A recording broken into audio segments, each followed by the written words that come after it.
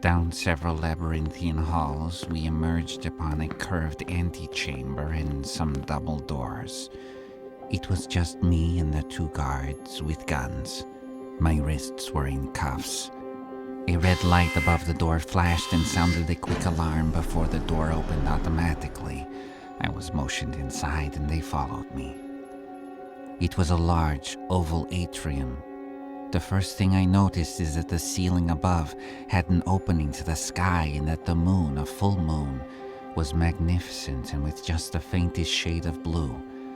The second thing I noticed was Harry, a sight to take away all good moon-watching feeling.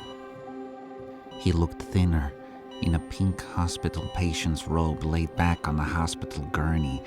There was every kind of contraption plugged into him. Blood was being taken or given, vitals were being monitored, a mask supplied him with oxygen. He was restrained by more than a dozen thick leather restraints.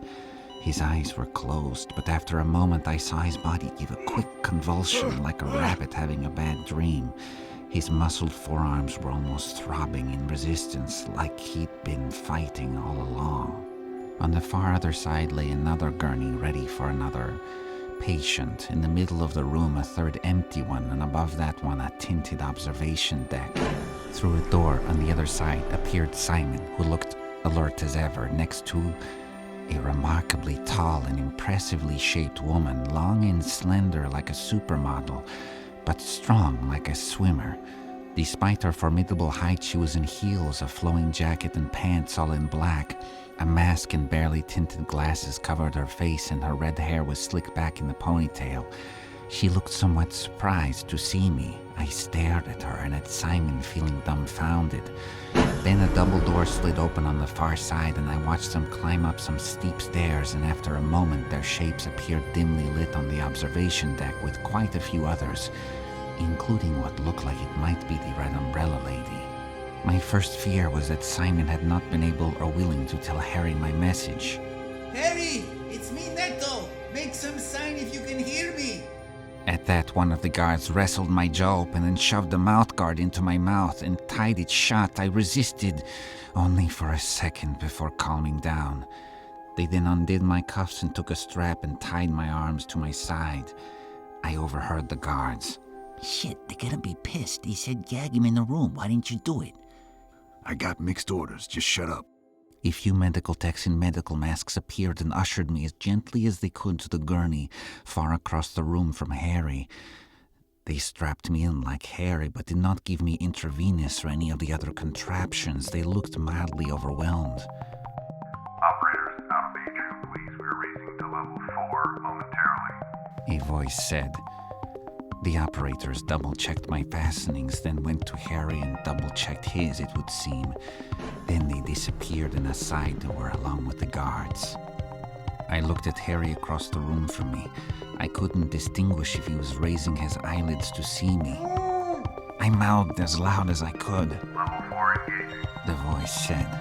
It was then I noticed the antennas fixed in each corner of the ceiling of the atrium, that they coiled up and out of the exposed ceiling towards the moon like some kind of spider's tentacles, long coiled menacing-looking antennas, pointing at Harry and me and the empty gurney.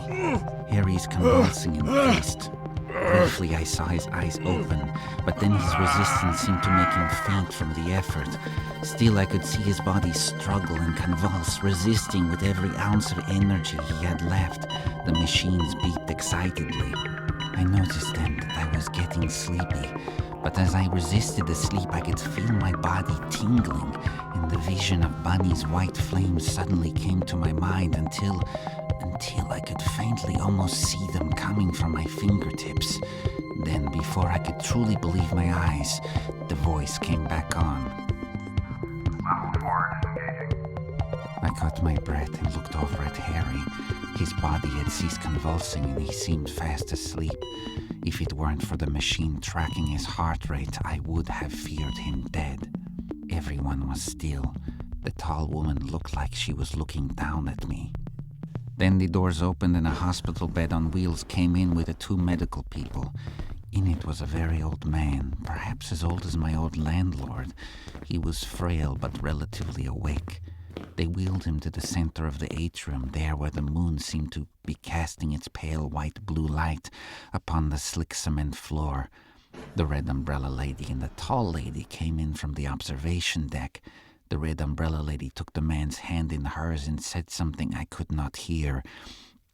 She then looked over at me, fearful. The tall lady avoided my gaze as they both went back up. The medical people checked the man's vitals and finally injected him with something. Harry, still unconscious. The medical people left. The old man looked sleepy, but then turned his head and looked at me. He gave a little wave, like a toddler waving from a play structure to his parents. Then... Level 4, engaging in 5, 4, 3, 2. Again, Harry convulsing, more in pain than ever. Sleepy, resisting. White flames.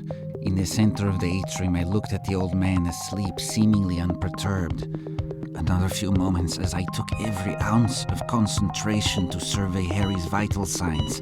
I needed to tell him to stop resisting somehow. Level 5, engaging in 5, 4, 3, 2, 1. Harry cried out. He convulsed and shook further. I felt drugged and like I was going to pass out, but still I resisted, straining to stay awake. The flames surrounded my hands, my arms, but they did little to help my situation. Harry was thrashing. His heart rate was at a furious pace, and then...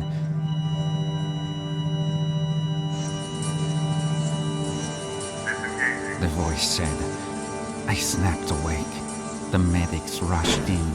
Two checked on the old man in the center of the room who was still asleep, unperturbed, and one went to Harry. They shoved a needle into his sternum and then began to resuscitate him with paddles. Another medic came to join and they worked on him. I could not believe it. I could not believe that Simon had lied to me about this. I did not believe him altogether, but there were some things that felt true, and his desire not to kill Harry was one of them. I looked up at the observation deck furious, more in contempt than to ask for help. They were trying to save him. Finally, a heartbeat. Harry was still alive. Barely. The medics went back to look into the old man's situation before returning to the observation deck. One remained and before leaving gave me a pitiable look, like they were a prisoner of something they did not quite understand. The commotion in the observation deck interrupted my monitoring of Harry's vital sign. I saw an altercation. The red umbrella lady looked like she was being ushered out of the room. Then, the shape of Simon Drake unmistakably fighting, being subdued, overpowered by more men than before. The observation deck then looked quiet, almost empty even, and I should not have been surprised to see come through the door the same two men who had cuffed me, only holding Simon's collapsed form. Along with several of the medical team, they brought him to the chair and strapped him in. He had the mouth guard too, but before they were finished I noticed one of the guards. He had left it a little loose. At this point, I was used to the feeling. I stayed awake more easily. Harry convulsed, but again his heartbeat, while struggling, seemed to be able to handle it just. I looked over at Simon. He was unconscious. This technology, whatever it was drawing on our powers. Simon did not know his powers yet. They had betrayed one of their own, and it would do no good. This would be futile, and it was going to kill Harry. I had no time to waste. I could visibly see Harry thrashing, and all I could do was give up and go to sleep.